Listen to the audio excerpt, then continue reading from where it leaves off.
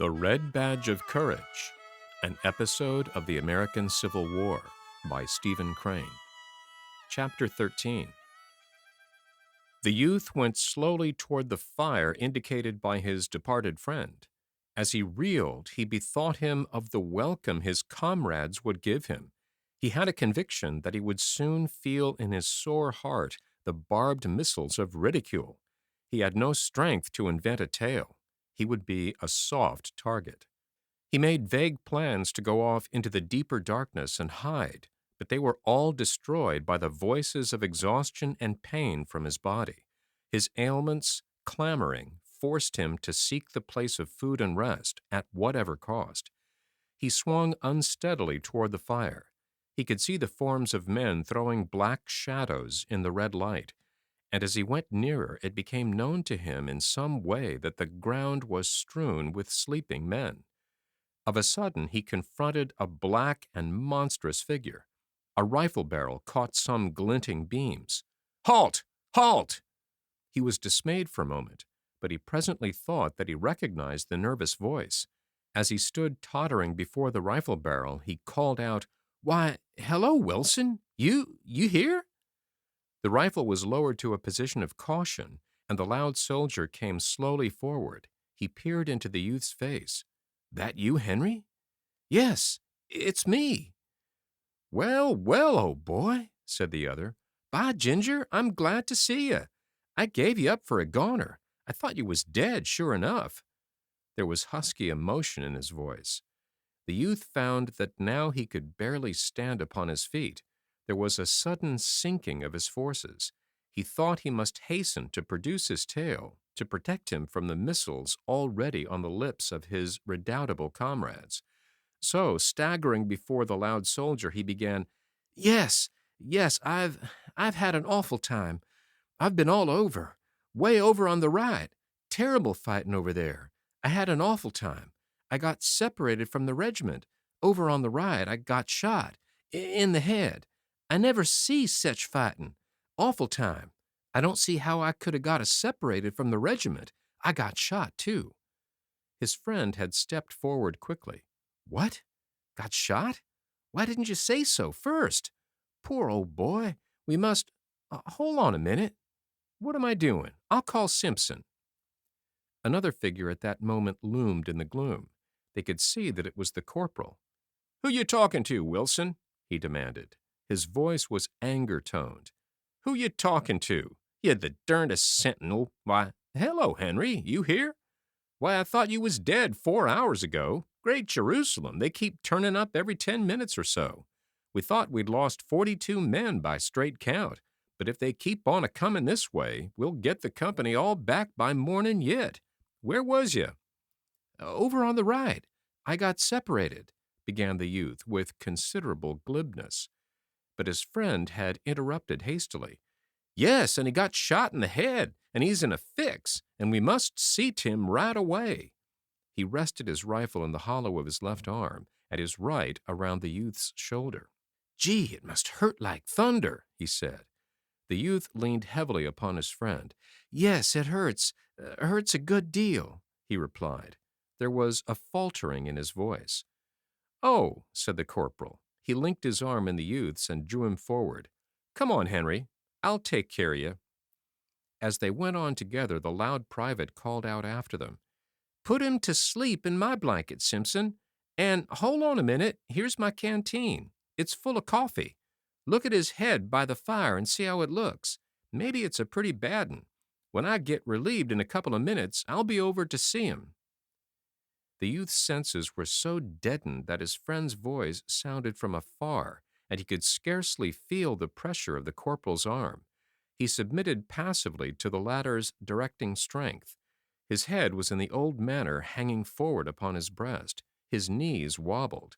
The corporal led him into the glare of the fire. "Now, Henry," he said, "let's have a look at your head." The youth sat obediently, and the corporal, laying aside his rifle, began to fumble in the bushy hair of his comrade. He was obliged to turn the other's head so that the full flush of the firelight would beam upon it.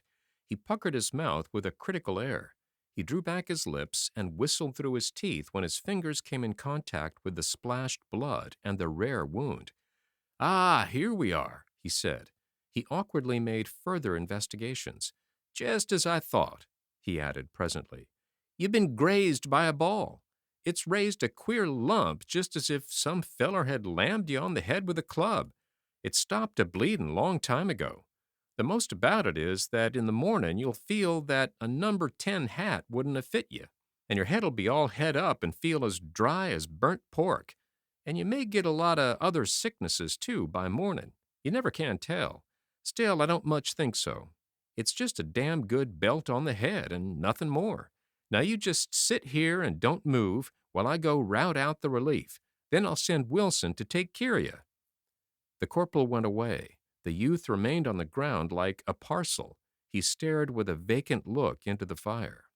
After a time he aroused, for some part, and the things about him began to take form. He saw that the ground in the deep shadows was cluttered with men, sprawling in every conceivable posture. Glancing narrowly into the more distant darkness, he caught occasional glimpses of visages that loomed pallid and ghostly, lit with a phosphorescent glow. These faces expressed in their lines the deep stupor of the tired soldiers. They made them appear like men drunk with wine. This bit of forest might have appeared to an ethereal wanderer as a scene of the result of some frightful debauch. On the other side of the fire, the youth observed an officer asleep, seated bolt upright with his back against a tree. There was something perilous in his position. Badgered by dreams, perhaps, he swayed with little bounces and starts, like an old, toddy-stricken grandfather in a chimney corner. Dust and stains were upon his face. His lower jaw hung down as if lacking strength to assume its normal position. He was the picture of an exhausted soldier after a feast of war. He had evidently gone to sleep with his sword in his arms. These two had slumbered in an embrace, but the weapon had been allowed in time to fall unheeded to the ground. The brass-mounted hilt lay in contact with some parts of the fire. Within the gleam of rose and orange light from the burning sticks were other soldiers, snoring and heaving, or lying deathlike in slumber. A few pairs of legs were stuck forth, rigid and straight. The shoes displayed the mud or dust of marches, and bits of rounded trousers, protruding from the blankets, showed rents and tears from hurried pitchings through the dense brambles. The fire cackled musically. From it swelled light smoke. Overhead, the foliage moved softly.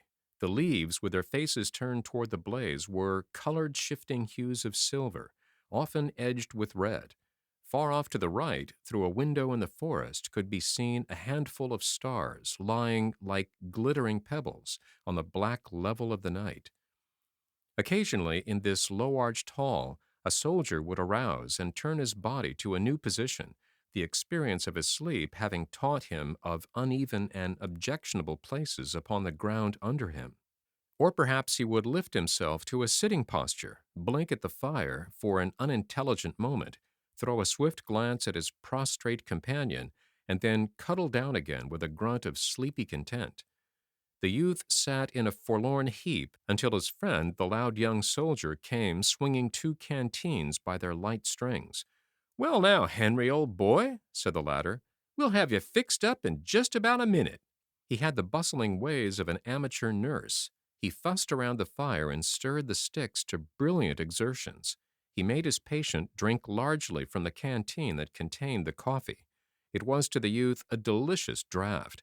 He tilted his head afar back and held the canteen long to his lips. The cool mixture went caressingly down his blistered throat.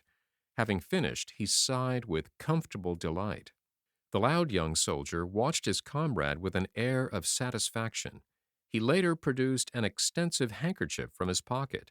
He folded it into a manner of a bandage and soused water from the other canteen upon the middle of it. This crude arrangement he bound over the youth's head, tying the ends in a queer knot at the back of the neck. "There," he said, moving off and surveying his deed. "You look like the devil, but I bet you feel better." The youth contemplated his friend with grateful eyes. Upon his aching and swelling head, the cold cloth was like a tender woman's hand. "You don't holler nor say nothin'," remarked his friend approvingly. "I know I'm a blacksmith at takin' care of sick folks, and you never squeaked. You're a good 'un, Henry. Most men would 'a' been in the hospital long ago. A shot in the head ain't foolin' business." The youth made no reply, but began to fumble with the buttons of his jacket. "Well, come now," continued his friend. "Come on. I must put you to bed and see that you get a good night's rest." The other got carefully erect, and the loud young soldier led him among the sleeping forms lying in groups and rows. Presently he stooped and picked up his blankets. He spread the rubber one upon the ground and placed the woolen one about the youth's shoulders. "There now," he said, "lie down and get some sleep." The youth, with his manner of dog-like obedience, got carefully down like a crone stooping. He stretched out with a murmur of relief and comfort. The ground felt like the softest couch. But of a sudden he ejaculated, "Hold on a minute! Where you going to sleep?" His friend waved his hand impatiently. "Right down there by you." "Well, but hold on a minute," continued the youth. "What you gonna sleep in? I've got your—" The loud young soldier snarled, "Shet up and go on to sleep. Don't be making a damn fool of yourself," he said severely. After the reproof, the youth said no more. An exquisite drowsiness had spread through him. The warm comfort of the blanket enveloped him and made a gentle languor. His head fell forward on his crooked arm, and his weighted lids went softly down over his eyes. Hearing a splatter of musketry from the distance, he wondered indifferently if those men sometimes slept. He gave a long sigh, snuggled down into his blanket, and in a moment was like his comrades.